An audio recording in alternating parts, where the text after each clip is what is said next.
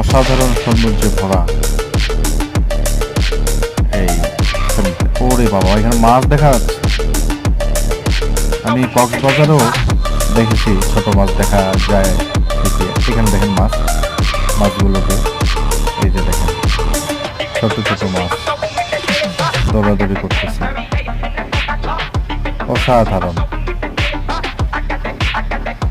তবে হ্যাঁ, একটা কথা না বললেই নয় যে কক্সবাজারের মাছ কিন্তু আমি খেয়েছি, সেখানের মাছের থেকে এখানে এই সেন্ট মার্টিনের খাওয়ার কিন্তু সুস্বাদু। আপনি দেশি মুরগি খান আর সামুদ্রিক মাছ খান,